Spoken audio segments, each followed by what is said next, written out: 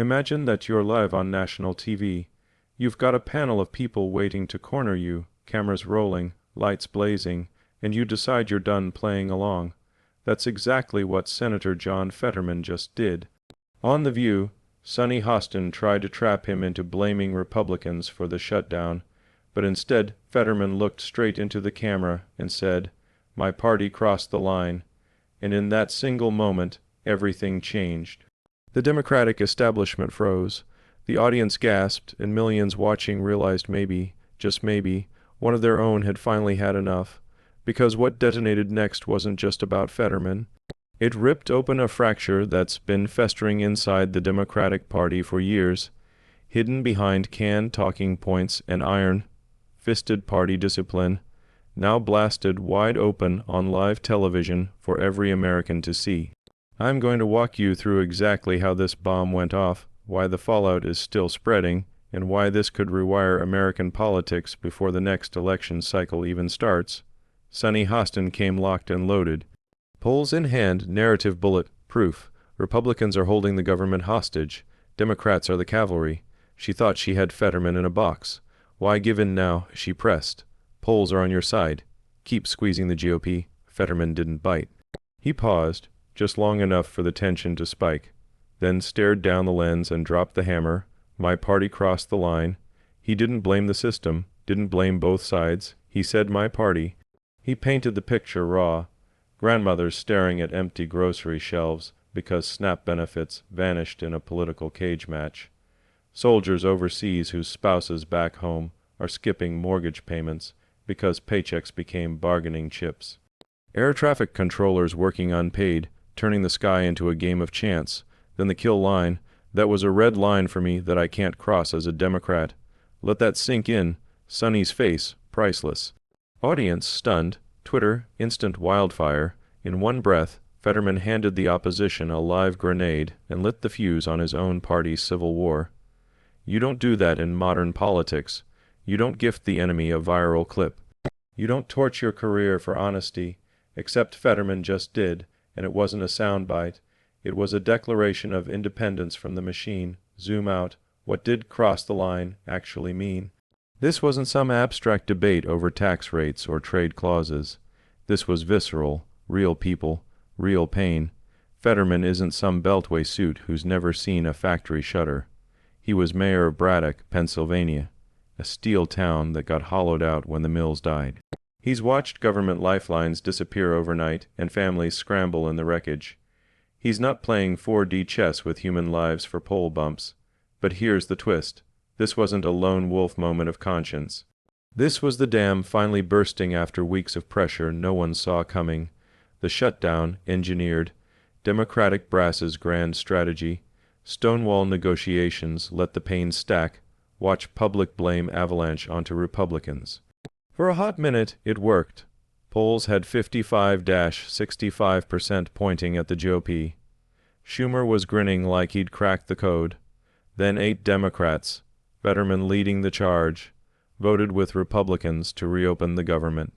Not because they loved the GOP bill, because they looked at federal workers, military families, essential services dangling by a thread, and said, "This stops now." The left detonated. AOC, pathetic surrender. Bernie, catastrophic mistake. Gavin Newsom, already measuring Oval Office curtains, went public, weak. Even Marjorie Taylor Greene got dragged into the circus with some Democrats bizarrely hiving her takes like she was their new hype woman. Pure chaos and in the eye of the storm. Fetterman, ice cold. I don't need purity lectures from people in deep, blue fortresses who never face voters. I represent Pennsylvania's steel towns, coal country, working families who don't care about your ideological litmus tests. They care if they can feed their kids and keep the power on. Who is this guy really 5 years ago? Nobody. Then he rolls in, 6'8", hoodie, tattoos, zero filter. Doesn't look like a senator, doesn't talk like one. Then the stroke hits, career, killer, bedridden for months, speech scrambled, family unable to reach him emotionally. He's brutally open about the darkness, the real darkness, thoughts that end lives, but he claws back. Not polished, not scripted, raw. That's the man who walked onto The View, the one who's already lost everything once. So political suicide doesn't register. That authenticity, it's a weapon, and it just exposed the Democratic Party's open secret. They're not a monolith. They're a civil war with better branding, old guard moderates vs. progressive insurgents, working class roots vs. coastal elite priorities, pragmatism vs. purity, the mask shattered on national TV, and you can't glue it back together. CNN spun into overdrive, pundits screaming over each other. Scott Jennings drops the nuke. Republicans voted 15 times to fund the programs. Democrats now scream are being gutted. Democrats blocked every single one. So who's weaponizing lives? Crickets, social media, thermonuclear, clips shared by conservatives, independents, and Democrats sick of the charade. The View tried to cage him. They handed him a megaphone to 8 million people starving for truth. This isn't one senator. This is a tectonic plate that's been grinding for years. Hidden in backrooms and whispered votes, the Democratic Party used to be the party of union workers, factory towns, hourly paychecks. That was the heartbeat. Then it pivoted. Cultural crusades, identity politics, college-educated urban voters. The old base increasingly ghosted. Fetterman's the last bridge, blue-collar kid, ran a dying steel town, knows what mill closures do to souls, but the loudest voices now, total obedience or you're excommunicated. Dare question the shutdown, traitor, weak, not a real Democrat. That's the vise every moderate in a swing state feels. Speak truth, career ends. Toe the line, soul dies. Fetterman chose truth. Meanwhile, Chuck Schumer's approval with Democrats cratered into the low 40s, maybe 30s. Net negative with his own party. Progressives want him gone for not being radical enough. Moderates blame him for the shutdown debacle. AOC polling 15-20 points. Above him in New York, translation, primary bloodbath incoming. Schumer bet he could break Republicans before his party broke him. He lost. 8 Democrats, including Fetterman, voted to reopen. Public humiliation. Couldn't whip his own caucus. In D.C., that's a death sentence. But this isn't inside. Baseball, this hits your kitchen table. We're exhausted. Exhausted by leaders who lie to our faces. Exhausted by party over country.